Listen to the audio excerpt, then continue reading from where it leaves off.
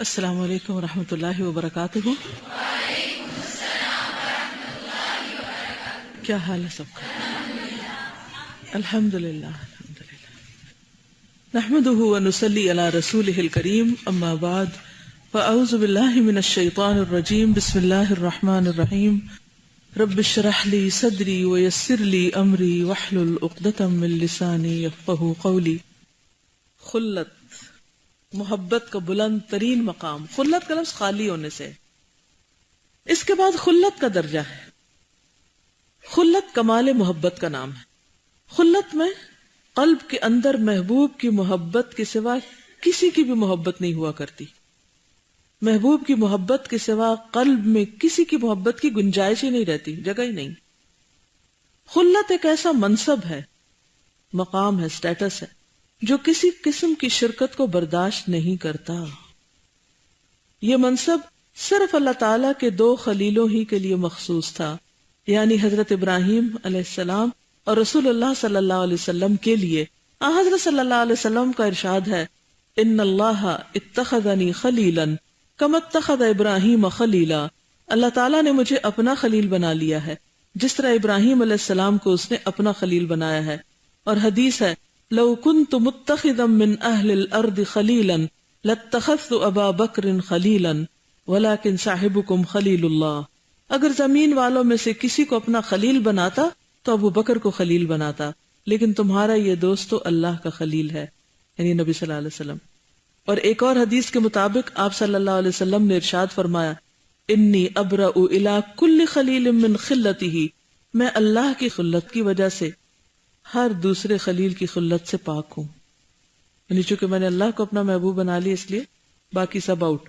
حضرت ابراہیم علیہ السلام نے بارگاہ خداوندی میں لڑکے کی التجا کی کہ اللہ تو مجھے لڑکا دے، یعنی بیٹا دے.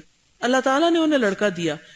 اس لڑکے سے ان کو قلبی محبت ہو گئی اور قلب کا ایک گوشہ لڑکے کی محبت سے پر ہو گیا. اللہ تعالیٰ کو اپنے خلیل کی یہ بات پسند نہ آئی. اسے گوارا نہ ہوا کہ میرے خلیل کے قلب میں میرے سوا کسی اور کو جگہ ملے. اللہ تعالیٰ نے حکم دیا کہ اس لڑکے کو میرے لیے ذبح کر دو.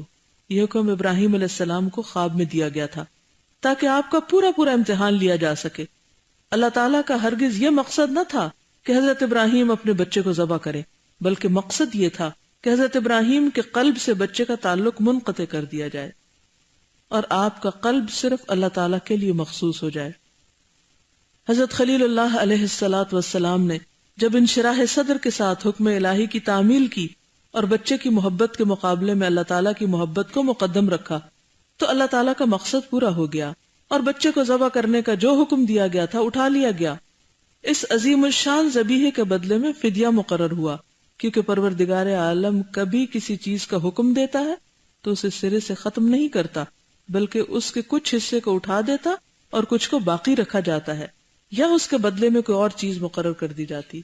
فدیہ جہاں جہاں بھی دیا جاتا ہے کسی حکم کے الٹرنیٹ پہ دیا جاتا ہے نا، جیسا کہ اس عظیم الشان ذبیحے کے بدلے میں فدیہ مقرر کر دیا گیا، یا جیسا کہ حضرت صلی اللہ علیہ وسلم کی حضور حاضری کے وقت صدقہ دینا فرض کیا گیا تھا، پھر اس کی فرضیت کو اٹھا کر اسے مستحب کر دیا گیا، اور جیسا کہ 50 وقت کی نمازوں کے بدلے میں 5 وقت کی نمازیں باقی رکھی گئی اور ان نمازوں کا ثواب 50 نمازوں ہی کا باقی رکھا گیا. ایسا وہ کیوں کرتا ہے؟ خود فرماتا ہے، لا يبدل القول لدي 50 في الفعل و50 في الاجر. میرے پاس بات بدلی نہیں جاتی.